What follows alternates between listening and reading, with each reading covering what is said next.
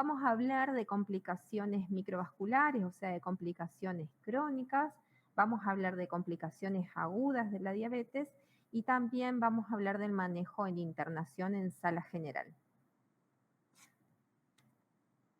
Bien, en primera instancia vamos a hablar de retinopatía diabética, que es la complicación directamente relacionada con el control glucémico. Tenemos que saber que la prevalencia está relacionada con la duración de la diabetes y el nivel del control glucémico. Los factores de riesgo que incluyen es que haya mal control glucémico, que tengamos otras complicaciones microvasculares crónicas como la nefropatía y también los factores de riesgo cardiovascular clásicos como la hipertensión y el mal control de lípidos. Bien, tenemos la retinopatía no proliferativa, que es aquella en donde se encuentran microneurismas y hemorragias o puntos rojos en el fondo de ojo, también la existencia de exudados duros. La preproliferativa, en donde tenemos áreas isquémicas como exudados algodonosos, zonas no perfundidas que se pueden ver por un método que se llama fluorescenografía, que es un poco difícil la palabra, y la retinopatía proliferativa, en donde ya vemos vasos que se están formando, neovasos, en la retina, hay hemorragias preretinianas, aparece tejido fibroso poshemorragia o rubiosis del iris. Y también tenemos otra complicación que es la maculopatía, es cuando tenemos edema macular, que por ahí no puede ser visible en una oftalmoscopía de rutina y se piden otros estudios más específicos como la OCT, que es una tomografía. La maculopatía es una causa de una pérdida rápida de la agudeza visual y requiere una derivación rápida al especialista. ¿Cuándo debemos buscar la retinopatía? En los pacientes con diabetes mellitus tipo 2, al diagnóstico directamente. Recordemos que cuando diagnosticamos la diabetes tipo 2 ya lleva un tiempo de progresión de la patología. En cambio, en los pacientes con diabetes tipo 1, el diagnóstico siempre es más rápido. ¿Por qué? Porque hay complicaciones por la pérdida de la célula beta, de la función de la célula beta. Entonces, recién ahí lo buscamos a los 5 años. Se busca antes si tenemos, obviamente, alguna disminución de la agudeza visual en el paciente con diabetes tipo 1. Si los hallazgos son normales, se repite anualmente, aunque la Asociación Americana de Diabetes en la última publicación dice que se puede hacer cada 1 o 2 años. Acá es donde vemos una retinografía, en donde vemos justamente la fobia, donde vemos la palidez del nervio óptico, donde vemos la mácula y donde vemos la circulación con los cruces arteriovenosos. Más allá de que la retinopatía es la causa que está relacionada directamente con la diabetes y el control glucémico, también son más frecuentes otras oftalmopatías en pacientes con diabetes, como la catarata, el glaucoma y las infecciones en córnea. O sea, no están directamente relacionadas con el control glucémico, pero son más frecuentes en los pacientes con diabetes. Hablando ahora de neuropatía diabética, hay muchas clasificaciones y las vamos a dividir rápidamente en las rápidamente reversibles, que tenemos 2. Tenemos la neuropatía de la hiperglucemia o lo que le decimos neuritis insulínica, que cuando tenemos un paciente que le descendemos rápidamente la glucemia empieza con síntomas neuropáticos. Después tenemos la neuropatía de la prediabetes, porque fisiopatológicamente se comparte tanto glucotoxicidad como lipotoxicidad, entonces la podemos tener, pero son estas que pueden ser reversibles. Después tenemos las simétricas y crónicas, que la más frecuente es la sensitivo-motora, que es la que vamos a buscar en screening siempre. Hay una sensitiva aguda y está la autonómica, que no la debemos olvidar porque es muy frecuente. Después tenemos las neuropatías focales y multifocales, craneales, tronquiales, focales superiores e inferiores, todo lo que decimos túnel carpiano. Tenemos que pensar en un paciente con mal control glucémico que puede ser también la causa la diabetes. Y después tenemos la PICD, que es una inflamatoria desmielinizante crónica que tiene que tener el diagnóstico diferencial en un paciente en el cual se está estudiando una polirradiculoneuropatía. Hablando de neuropatía, como les decía recién, la más frecuente y la que buscamos en screening siempre es la sensitivo, motora, distal y simétrica. ¿Y por qué se manifiesta de esta manera? Porque por glucolipotoxicidad los nervios que primero se afectan son los más largos. Entonces empieza generalmente en pies en forma ascendente o en manos también en forma ascendente. Justamente la disposición, como les decía recién, puede ser en guante o en calcetín. La clínica que aparece, si no es dolor, tipo electricidad, ardor, que quema, pueden aparecer parestesias u hormigueos. Y cuando aparecen, más que nada, cuando el paciente está en reposo, se acuesta a la siesta y aparecen, está sentado y aparecen, o a la noche en el lecho.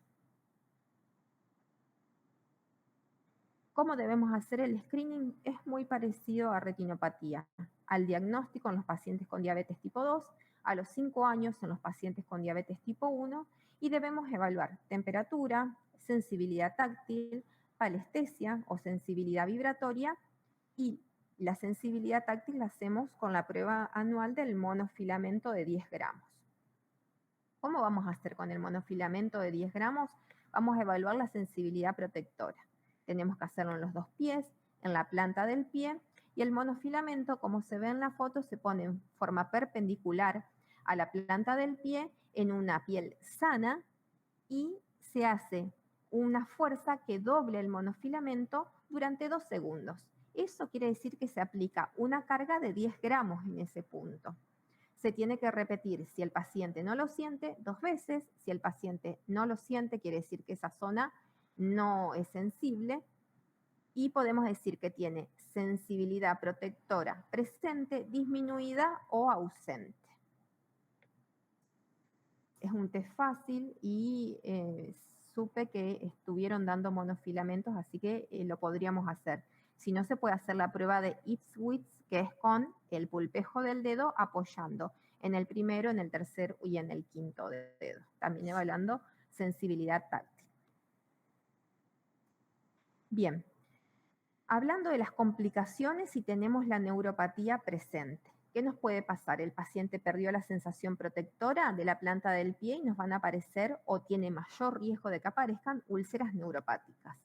También puede aparecer la osteoartropatía de Charcot, pueden aparecer aparecen generalmente alteraciones sudomotoras, la piel está seca, no se mantiene humectada. Hay alteraciones de la fuerza, por eso decimos que es una neuropatía sensitivo-motora. Tenemos justamente una disminución en la fuerza y en el tamaño con sarcopenia de los músculos intrínsecos del pie. Y todo esto lleva a que haya deformidades, alteraciones biomecánicas, cambiando los puntos de apoyo, produciendo la formación de callos y después obviamente favoreciendo o aumentando el riesgo del desarrollo de úlceras. Todo pie de un paciente con diabetes está en riesgo, ya sea porque la piel está seca, porque tiene grietas, porque tiene deformaciones como el juanete o alus valgus.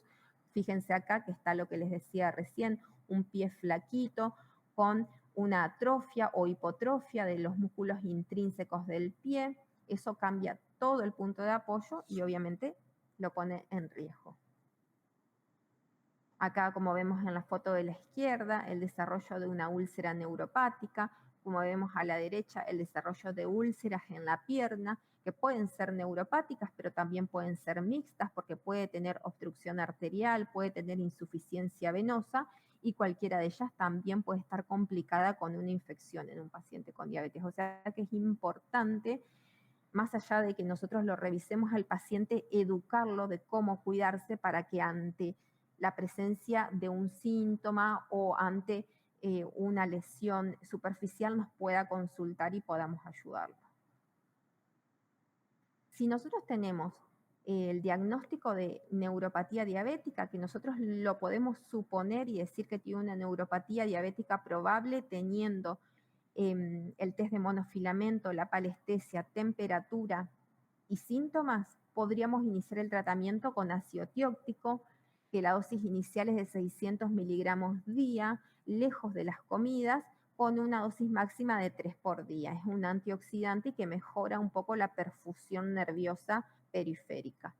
Pero si el paciente tiene dolor, tenemos que tratar ese dolor con un antineurítico. Podríamos utilizar duloxetina, pregabalina, amitriptilina y también tramadol. Hablando de neuropatía autonómica, tener en cuenta que podríamos tener taquicardia de reposo, que podríamos tener hipotensión ortostática y que también una manifestación de neuropatía autonómica es la piel seca. O sea que tendríamos que buscarlo a esto porque tenemos que tener ciertas recomendaciones y derivarlo al cardiólogo para hacer un manejo interdisciplinario de este paciente con muy alto riesgo cardiovascular. Bien, hablando por último de esta complicación crónica, pero no menos importante, que es la enfermedad renal por diabetes. Tenemos que tener en cuenta que es una enfermedad renal crónica, que la vamos a clasificar y caracterizar como cualquier otra enfermedad renal crónica, tanto por filtrado glomerular como por índice RAC, o sea, relación albuminuria-creatininuria. Y para nosotros hacer el diagnóstico de esto tenemos que ver la cronicidad. ¿Cómo lo vamos a ver? Teniendo en cuenta que el índice RAC sea mayor a 30 miligramos por gramo en 2 de 3 determinaciones en 3 a 6 meses y puede estar asociado o no a un filtrado glomerular menor a 60 que se mantenga por más de 3 meses. Con cualquiera de las dos cosas, que muchas veces van en conjunto, yo ya puedo hacer el diagnóstico de enfermedad renal crónica. Obviamente, si el paciente tiene el antecedente de diabetes, voy a pensar que es por diabetes, pero debo descartar otras causas. Y es importante entender esto. El paciente con diabetes generalmente está hiperfiltrando si está mal controlado. Entonces, tenemos que saber que la hiperfiltración, o sea, filtrados mayores a 110, no son normales. Ya es un estadio precoz de enfermedad renal. También tenemos que entender que la hiperfiltración renal aumenta el riesgo de mortalidad. Entonces debemos tratarla. Como se ve acá en la foto, vamos a suponer que la foto de la izquierda, los círculos azules son nefronas de tamaño normal y funcionando normalmente. Cuando está hiperfiltrando, esas nefronas están más grandes, están hipertrofiadas, por eso filtra más. Pero después, ¿qué pasa? Se sobrecargaron, se saturaron esas nefronas y se murieron. Entonces, esas que eran 7 ahora son 3 y el filtrado me cayó. Pero siempre estoy hiperfiltrando. Y después me quedaron menos y el filtrado bajó a menos de 30, pero sigue hiperfiltrando. Entonces, nosotros tenemos que saber que en todos los estadios, en hiperfiltración, en filtración normal, en filtrado menos de 60, menos de 30 o menores, si no lo estoy tratando, sigo con la hiperfiltración que sigue siendo un factor de riesgo cardiovascular y que cuando yo lo trate, ese filtrado va a caer aún más. Para entender un poquito qué es la hiperfiltración. Si yo tengo glucosa alta, se reabsorbe esa glucosa. ¿Y cómo se reabsorbe? Con sodio. Entonces llega menos sodio a la mácula. Esa mácula está sensando que llega menos sodio y la mácula lo que dice es, está faltando presión, la presión está baja. Entonces, ¿qué hace en la arteriola aferente? La vasodilata. ¿Y qué hace en la arteriola eferente? La contrae. Entonces, entra mucho, sale poco y aumenta la presión intraglomerular produciendo la hiperfiltración. Esto es lo que yo tengo que tratar, disminuir esta hiperfiltración. Y ahora vamos a ver cómo lo hacemos. Bien. ¿Cómo vamos a hacer el screening? El índice RAC en una orina al azar, no es necesario de 24 horas, y cálculo del filtrado glomerular con creatinina a través de una calculadora si es que no tienen cálculo de filtrado glomerular por laboratorio. La calculadora puede ser MDRD4 o puede ser CKD-EPI, la fórmula de 2021. El inicio del screening es igual que en las otras dos complicaciones crónicas, una vez al año el diagnóstico de la diabetes tipo 2 y a los 5 años en los pacientes con diabetes tipo 1, y después se repite en forma anual. El clearance de creatinina de 24 horas va a sobreestimar el filtrado. ¿Por qué? Porque nosotros excretamos creatinina por el túbulo renal. Entonces, lo ideal es creatinina y filtrado glomerular, no clearance de creatinina en orina de 24 horas. Bien, sí tenemos que tener en cuenta que la calculadora del filtrado no es útil en ciertas situaciones clínicas o ciertas situaciones fisiopatológicas. Cuando nos estamos recuperando de una enfermedad renal aguda, en la paciente embarazada, en pacientes que están con edemas generalizados, en pacientes con amputaciones, en pacientes con índice de masa corporal extremos, o sea, ya sea desnutrición o obesidad mórbida, y en enfermedades consuntivas. Recuerden que nosotros calculamos por 1,73 metros cuadrados en calculadoras, por eso justamente tenemos que tener en cuenta esto. Y como les decía recién, para hacer el diagnóstico debemos descartar otras causas de enfermedad renal. Tenemos que ver que el paciente no haya tenido contrastes iodados, nefrotóxicos, cirugías con depresión de volumen. Debemos pedirle una ecografía renovesical a las mujeres y renovesicoprostática a los hombres, descartando causas, por ejemplo, de una hiperplasia prostática benigna. Y debemos mirar el sedimento para ver que no haya un sedimento activo. Hay pacientes que tienen diabetes y tienen una enfermedad reumatológica o tienen otras nefritis, entonces deberíamos ver un sedimento para ver que no esté activo. Y también tener en cuenta que en infecciones urinarias la proteinuria puede ser positiva en fiebre, en ejercicio extremo, por eso también a los 3 meses lo deberíamos volver a hacer para saber que esto es enfermedad renal crónica. Bien, el seguimiento que le vamos a hacer a los pacientes que tienen un índice RAC mayor a 30 y un filtrado menor de 60, 2 veces al año. ¿Y cómo vamos a hacer? Vamos a tratar de controlar adecuadamente la glucosa, controlar la presión, que es otra causa de enfermedad renal, controlar el peso, porque también la obesidad produce hiperfiltración a través del ejercicio físico, y dejar de fumar si es que lo hace. En los pacientes que ya tienen la enfermedad renal establecida, control glucémico, pero recordar que la hemoglobina glicosilada pierde confianza o pierde sensibilidad cuando el filtrado es menor a 30, o sea que ahí dependemos mucho del automonitoreo glucémico. Debemos también controlar el peso, hacer ejercicio y dejar de fumar. Con respecto al tratamiento farmacológico, para todos los pacientes, como está la base de la pirámide, control glucémico, control de presión, control de lípidos, ejercicio, nutrición, dejar de fumar. La mayoría de los pacientes deberíamos tener IECA o ARA, porque ahí es lo que bloqueamos, es la arteriola eferente, e inhibidores de SGLT2, porque ahí dejamos de vasodilatar la arteriola aferente, o sea que ahí restablecemos lo que se llama el feedback túbulo-glomerular, y en algunos pacientes está indicado la aspirina.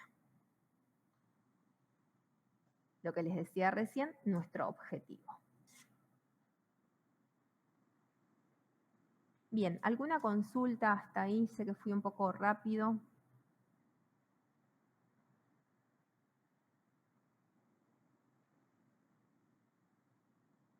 ¿No hay nada? Perfecto. Bueno, vamos a hablar un poquito de complicaciones agudas, más que nada para entender cuáles son las diferencias que hay entre ellas y cómo podríamos hacer un tratamiento inicial, porque sabemos que se requiere internación, e incluso cetoacidosis requiere la internación, si es moderada o grave, en una unidad de cuidados intensivos. Bien, me basé en esta última guía que habla de las crisis hiperglucémicas en adultos de agosto de 2024. Acá hay un cuadrito que me pareció interesante, que me lo diferencia y me dice la que está a la izquierda, que es la DKA, que es la cetoacidosis diabética, se instala en horas o días, es más aguda. El estado de conciencia generalmente está alerta. En todos aparecen clínica de insulinopenia, poliuria, polidipsia, pérdida de peso, deshidratación, náuseas, vómitos y dolor abdominal, más que nada en cetoacidosis, y respiración de Kussmaul. Acuérdense que cuando el paciente está nauseoso, ya tiene instalada la cetosis. Esa es la clínica que nosotros decimos, este paciente ya tiene cuerpos cetónicos en sangre, que por ahí nos diferencia un poquito del estado hiperosmolar hiperglucémico no cetósico, que es el que está acá a la derecha. Este estado pueden pasar muchos días o semanas para que el paciente manifieste clínica. Tiene más alteración del estado de conciencia, está más somnoliento que el paciente con cetoacidosis, pero el otro también podría tener, pero es como más frecuente en este. Nos aparece la clínica de insulinopenia, pero acá generalmente hay una condición intercurrente, una infección o algo que está alterando su estado actual que lo desencadena al estado hiperosmolar hiperglucémico no cetósico. También tenemos que entender que pueden combinarse o estar presentes en un paciente las dos situaciones, que el paciente que tenga cetoacidosis diabética y que tenga un estado hiperosmolar, hasta en 1/3 de los casos. O sea que no dejemos de pensar este estado híbrido en los pacientes con diabetes.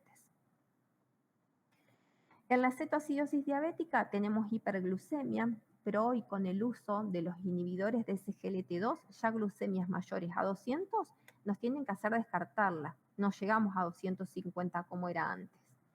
Tenemos además cetonas en sangre y en orina y tenemos acidosis metabólica. ¿Qué es lo que pasa? Que disminuye la insulina, aumenta glucagón, epinefrina, norepinefrina, cortisol y hormona de crecimiento, y eso desencadena esta clínica.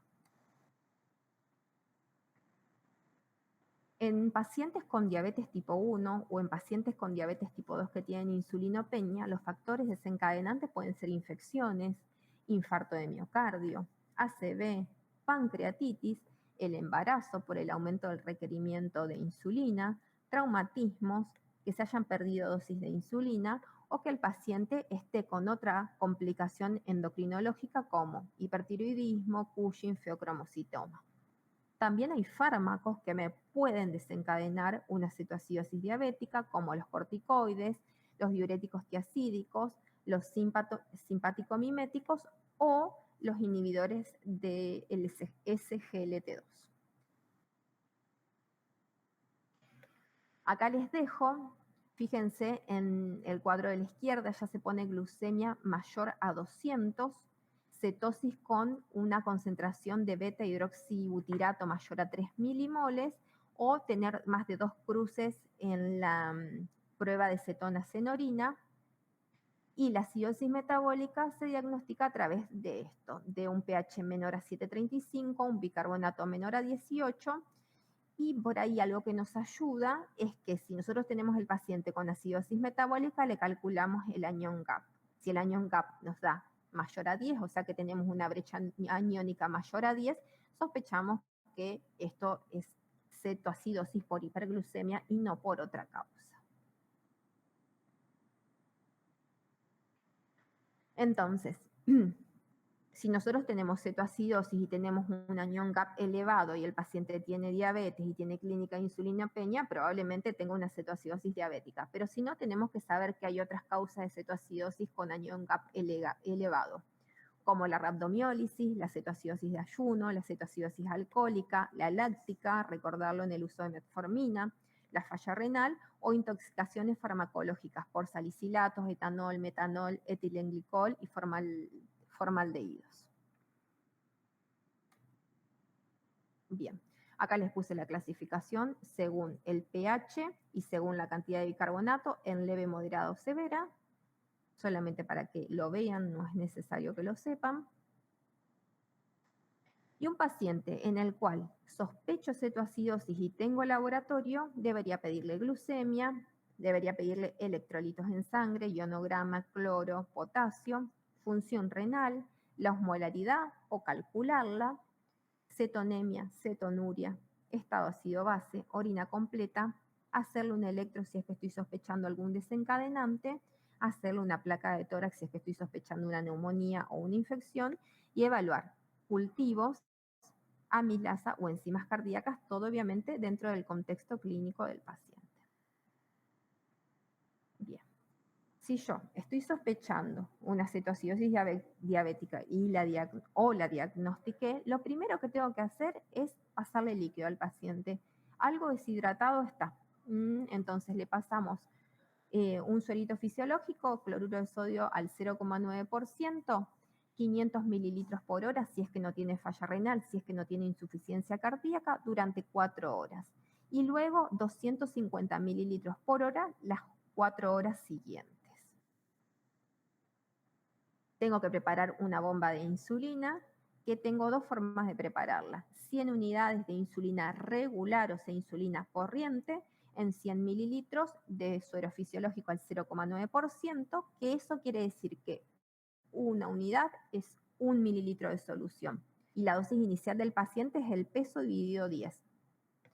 Ahora, si yo no tengo bomba de insulina, esta tiene una concentración muy alta. Entonces lo que hago es, si tengo un Unifloc o un microgotero, la preparo más diluida, que son 50 unidades de insulina regular o corriente en 500 mililitros de solución fisiológica, y una unidad de insulina va a corresponder a 10 mililitros de solución. Entonces la dosis inicial va a ser el peso del paciente.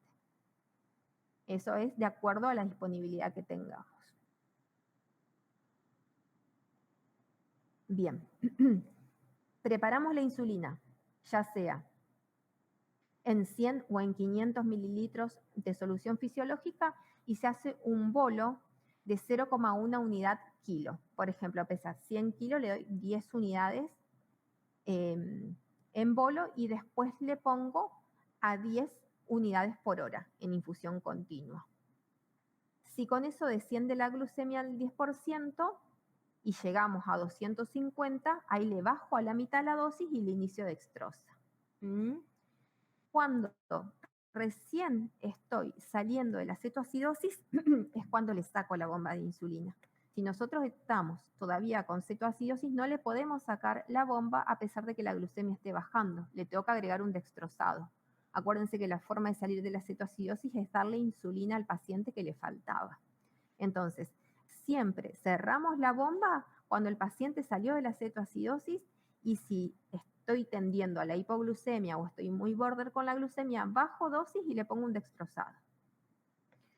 Otra cosa a tener en cuenta es que cuando yo salga de la cetoacidosis voy a empezar con insulina subcutánea, pero el inicio de acción de la NPH es 2 horas, entonces yo le tengo que mantener la bomba por 2 horas a pesar que lo haya inyectado con NPH, porque ahí es cuando empieza a hacer efecto.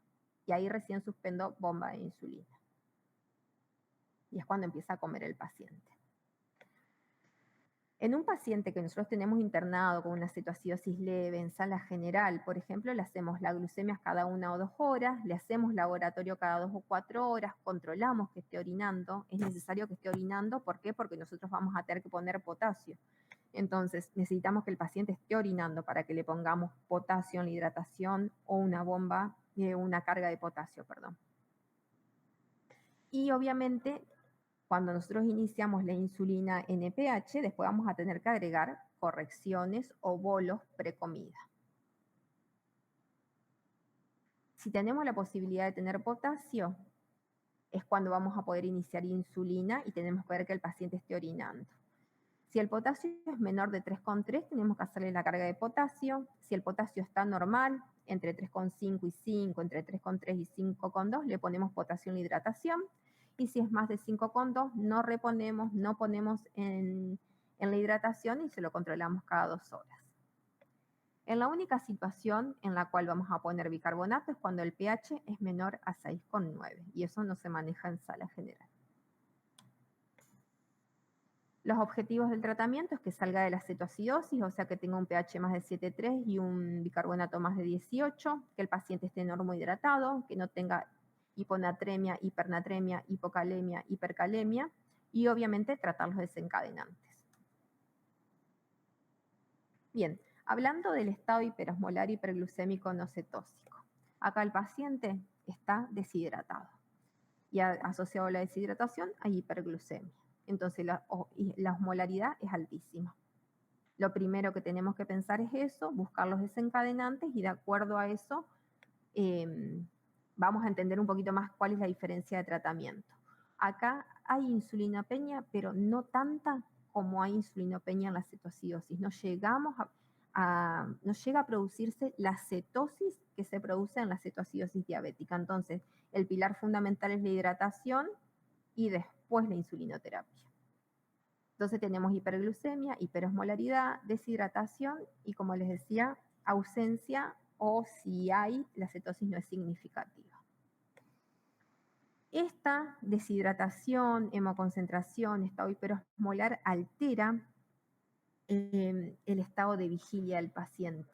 Generalmente también se da en pacientes más grandes, la cetoacidosis se da en pacientes más jóvenes, entonces vemos más alteración del estado mental. Los factores desencadenantes son muy parecidos a los otros: infecciones, infarto, insuficiencia cardíaca, TEP, fármacos o la falta de adherencia al tratamiento. Acá la glucemia es mayor a 600, el pH está normal, el bicarbonato generalmente está mayor a 15, la osmolaridad es mayor a 320 y hay alteración del estado de conciencia.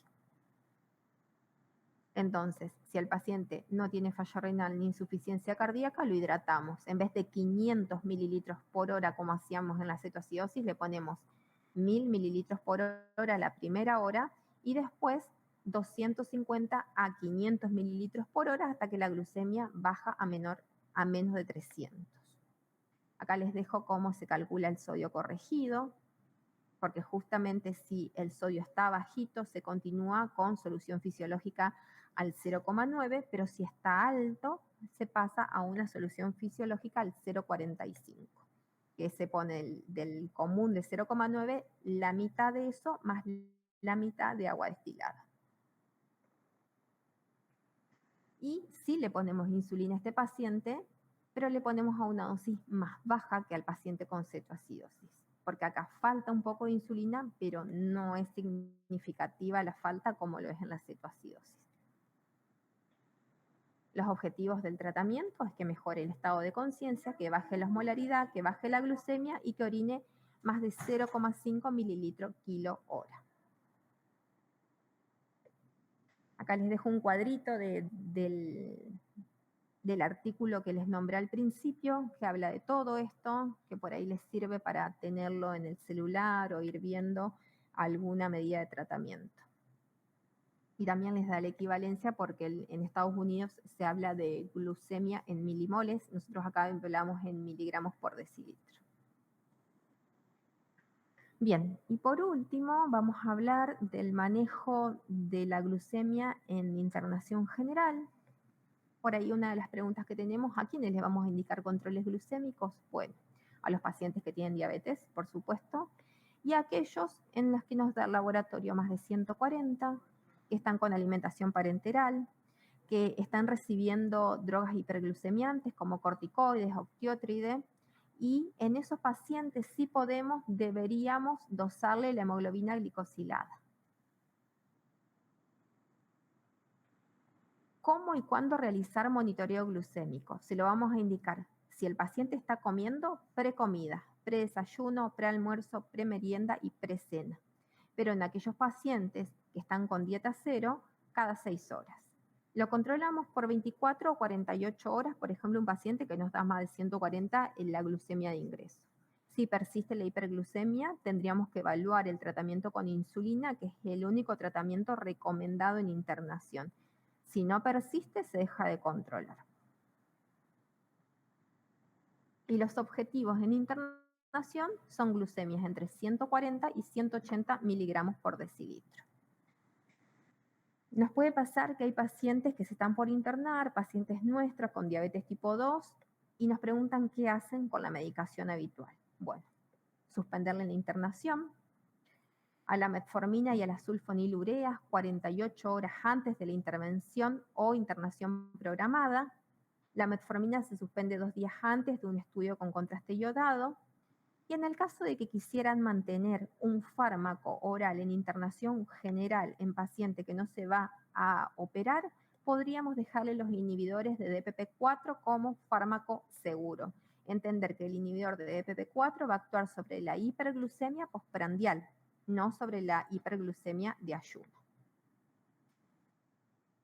Y muy bien, y entender que paciente educado es paciente que anda bien, que se compromete y que después nos ayuda a no tener complicaciones crónicas ni agudas.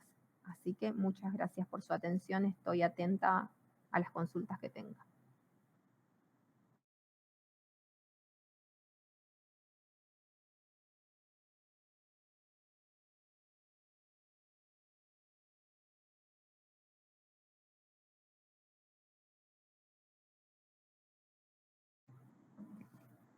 Muchas gracias. No sé si hay algún comentario, voy a leer. Creo que no.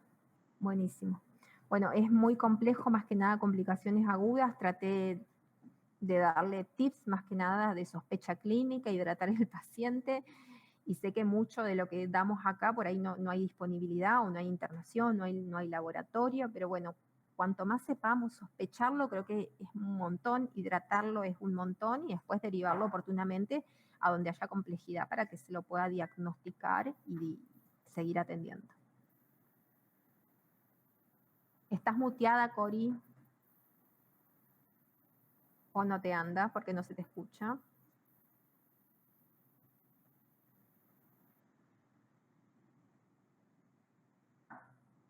Estás muteada.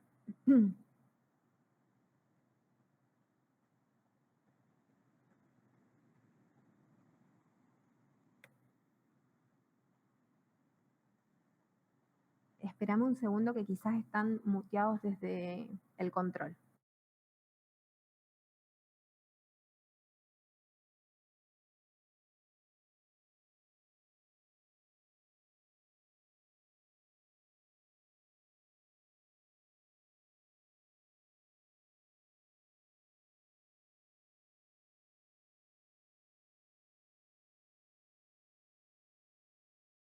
No lo puedes mutear.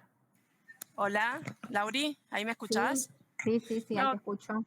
que está buenísimo lo que aportaste, porque también, como sabemos, hay personas que tienen que ser trasladadas hasta cuatro horas de traslado y saber cómo, digamos, actuar en este paciente que va a requerir 4 horas de traslado o 2 horas es súper importante. Recordar siempre lo que es la hidratación, por ahí obviamente que no son pacientes de manejo sencillo, por ahí se requiere también mucho de terapia o apoyo de terapia en algunos casos. Entonces, bueno, es importante por lo menos saber que necesita hidratación, cómo actuar a nivel inicial para bajar esa glucosa. Y bueno, glucotest tenemos a mano y cuantificar la orina, siempre controlar eso, que el paciente esté orinando. Después todo lo que es ionograma y eso no podamos a poder. En esos casos, por ahí para el traslado, quizás un suerito con algo de potasio, porque recordemos que la insulina también hace que nos dé hipopotasemia, entonces por ahí con muy poquito podemos generar un traslado mucho más adecuado que el paciente necesita estar en una sala de mayor complejidad, pero bueno, sí o sí podemos cubrir esas necesidades básicas. Ahí está. Sí, gracias, Cori. Sí, yo creo que es para mí sospecha clínica y manejo inicial, que es colgar un suero, para mí es un montón. Porque después, obviamente, tenemos que hacerlo dentro de un marco de seguridad y a veces no contamos con eso. Entonces, ya con la sospecha clínica, dolor abdominal, hiperglucemia, náusea, vómito, paciente con antecedente de diabetes, generalmente tipo 1 o tipo 2, ya lo sospecho y así con el resto. Buenísimo, Lauri. Bueno, por lo menos no Sí, yo no veo tengo... nada acá. No, tal cual. Estamos por finalizado este módulo y bueno, cualquier duda que tengan sobre la plataforma, estamos para acompañarlos y bueno, dejamos también colgadito el video de la clase para los que lo vean en manera asincrónica.